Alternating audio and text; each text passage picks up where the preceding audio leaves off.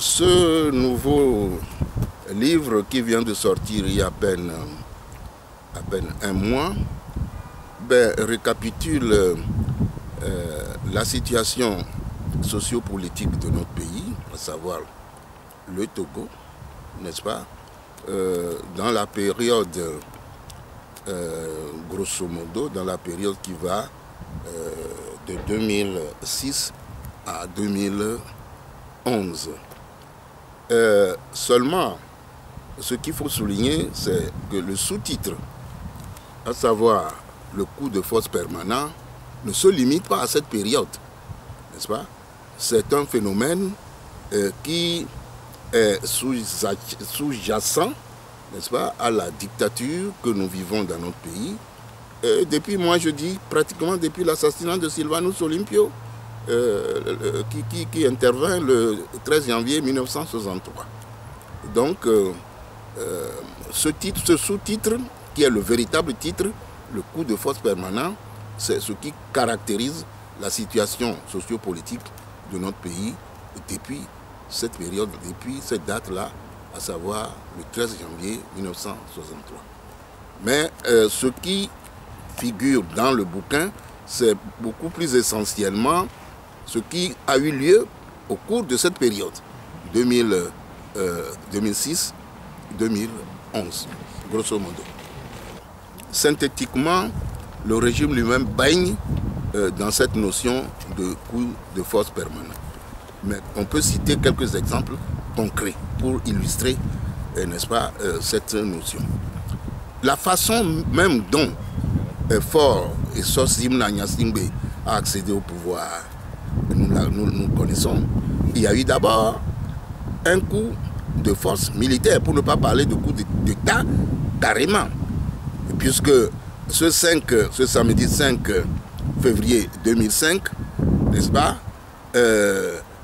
à la mort de Gnassingbé Eyadema, c'est l'armée qui est montrée au créneau pour nous présenter le fils comme étant notre nouveau président.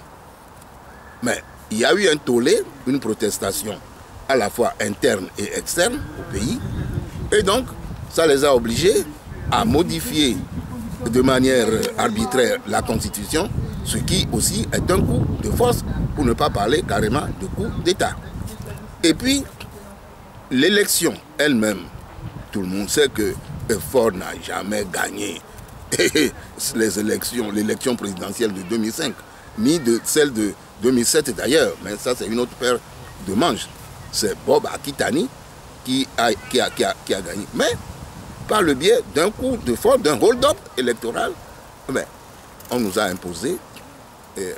Faure. Donc, voilà, pour commencer, 3 formes de coup de force ont permis à M. Faure et Sossimna Nyasingbe d'accéder au pouvoir. Maintenant, il est au pouvoir, nous sommes en 2005. Le fonctionnement même du régime repose sur des coups de force. Par exemple, ce qui est arrivé entre lui et son frère Bacha, c'est un coup de force. Quel que soit ce qu'on pourrait reprocher à son frère, il était député, n'est-ce pas? On ne l'a pas pris la main dans le sac, il n'était pas en train de tirer des coups de fusil ou de canon pour renverser son régime. Il dormait la nuit chez lui, on est allé l'attaquer, n'est-ce pas? Et puis, il est député. On aurait dû faire lever son immunité avant de le mettre en prison. Rien de ceci. Vous voyez? C'est un coup de force, pour ne pas dire... oui, c'est un coup de force. Ensuite, lorsque il y a eu scission de l'UFC, Union des forces de changement, et qui a donné naissance à l'ANC, Alliance nationale pour le changement, on a éjecté 9 députés, n'est-ce pas, aux grandes dames de tout le monde. L'Union internationale parlementaire a protesté, la Cour de justice de la CEDEAO à Abuja a dit non, que les choses ne se passent pas comme ça. Le gouvernement français a dit que ce n'est pas... Enfin, bref, on a refusé de réintégrer ces 9 députés jusqu'à l'heure où nous parlons. Donc, voilà un exemple encore tout à fait typique de ce qu'on peut appeler un coup de force. La répression systématique et presque quotidienne des mouvements de protestation de la population, eh bien, c'est des coups de force. Parce qu'au XXIe siècle, on n'a pas idée de matraquer, n'est-ce pas, d'arroser de gaz lacrymogène, n'est-ce pas, de casser des bras et des jambes à coups de gourdin, hein, parce que les gens manifestent tout simplement pour le respect de leurs droits. Donc, je me résume en disant que le régime, n'est-ce pas, déjà dès son origine, le régime le régime Gnassingbé, n'est-ce pas, baigne dans un coup d'État, dans un coup de force permanent. L'histoire de notre pays est très riche en événements. Déjà, si nous remontons à l'origine, au traité de protectorat qui a permis aux Allemands de s'installer chez nous. Les Allemands n'ont pas pu s'installer, s'asseoir sur notre petit pays, rien qu'à la faveur de ce traité.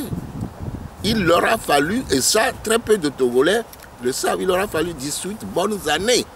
Je dis bien 18, pas 8, pour leur permettre, n'est-ce pas, de faire ce qu'ils ont appelé des opérations de pacification. En réalité, c'était une guerre de conquête, n'est-ce pas? Au sud, au centre, au nord, à l'est, à l'ouest du pays.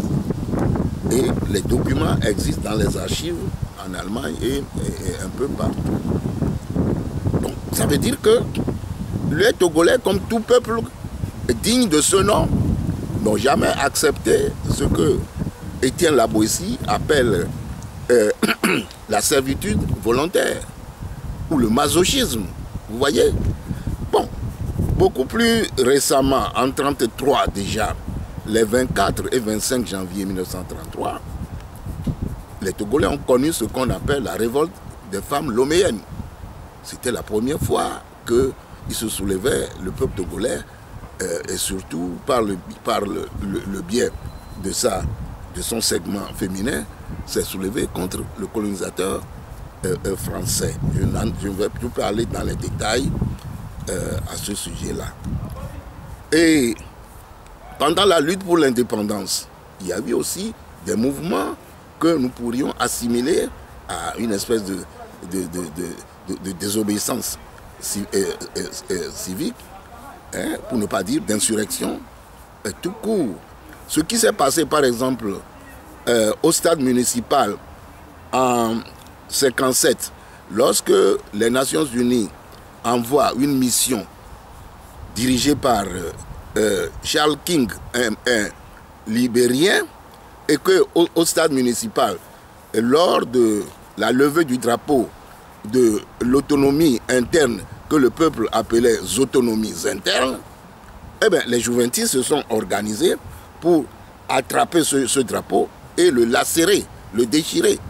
Vous imaginez, aux yeux du colonisateur, il fallait le faire. C'était une forme de révolte, n'est-ce pas? Et il y a beaucoup d'autres cas. En 1991, pour nous permettre d'aller à la conférence nationale souveraine, pour forcer Yadema à signer l'accord qui permettait cette conférence nationale souveraine, il a fallu, n'est-ce pas, des mouvements de rue, des grèves, etc., etc.